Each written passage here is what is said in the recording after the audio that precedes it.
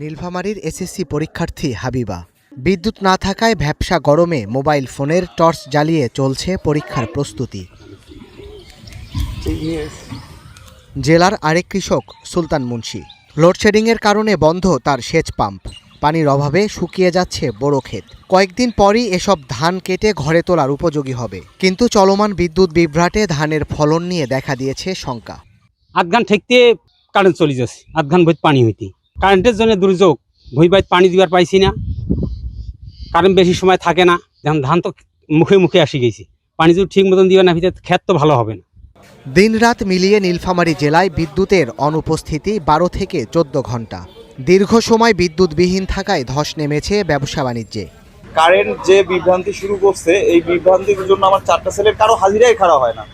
ওদের হাজিরা যদি খাড়া না হয় তাহলে আমার পরিবার চলবে কেমন করে? আমার তো পেট চলাই এখন খুব মুশকিল হয়ে গেছে। চার্জ হচ্ছে না ঠিক মতো। 3 ঘন্টা 4 ঘন্টা 6 ঘন্টা কারেন্ট পাচ্ছে, আমাদের কারেন্ট লাগে 12 ঘন্টা।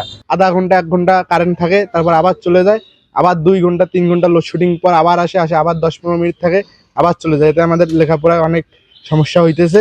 তাপপ্রবাহের মধ্যে তীব্র লোডশেডিংয়ের কবলে যশোর। সবচেয়ে বেশি ভোগান্তির শিকার গ্রাম অঞ্চলের বাসিন্দারা। পল্লী বিদ্যুৎ সমিতির দাবি, চাহিদার তুলনায় বিদ্যুৎ মিলছে মাত্র 25 থেকে 35%। তাকে যখন মনে চাচ্ছে যে এখন একটু কারেন্ট দিচ্ছে, আর যদি মনে চাচ্ছে না যে কারেন্ট অফ করে দিতে, অফ করে দিচ্ছে। জায়গাতে মেন সুইচ অফ করে দিচ্ছে। কাজ করতে পারতেছি না। কাজ না করলে আমাদের চলবে কিভাবে সংসার? আমাদের তো এরির উপরে ইনকাম, এ না করলে আমরা কিভাবে চলবো? এই কারণ যাচ্ছে, আসতেছে, কাজ কাম পেন্ডিং হয়ে যায় বিভিন্ন। লোডশেডিং যেন বরগুনাবাসীর নিত্যসঙ্গী। দিনরাত মিলিয়ে 24 ঘন্টার 11 ঘন্টার বেশি থাকতে হচ্ছে বিদ্যুৎবিহীন। রেশনিং করে বিদ্যুৎ সরবরাহের কথা বলা হলেও বাস্তব চিত্র উল্টো। 1 ঘন্টা কারেন্ট হয়, 1 ঘন্টার মধ্যে ভাত হয় না। তারপর ভাতটাই দেওয়া লাগে গ্যাসে। গ্যাসের যে দাম, এতে আমাদের মতন মধ্যবিত্ত ফ্যামিলিগো হয় না। লোকজন বসে থাকে, যেহেতু বিদ্যুৎ থাকে না, কোনো রকমেরই থাকতে আসে না। বিদ্যুতের সরকারের কাছে জোর দাবি বিদ্যুৎটা দেওয়ার জন্য বা থাকার জন্য।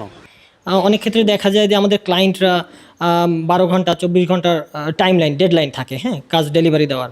তো সেক্ষেত্রে আমরা ডিউ টাইমে আমরা দিতে পারছি না, ক্লায়েন্টদের কাজ হ্যান্ডওভার করতে পারছি না। অন্যদিকে বিদ্যুৎ বিভ্রাটের বিষয়ে সংশ্লিষ্ট বিভাগের কর্মকর্তাদের সঙ্গে কথা বলতে চাইলেও রাজি নন কেউ। Desk report, star news.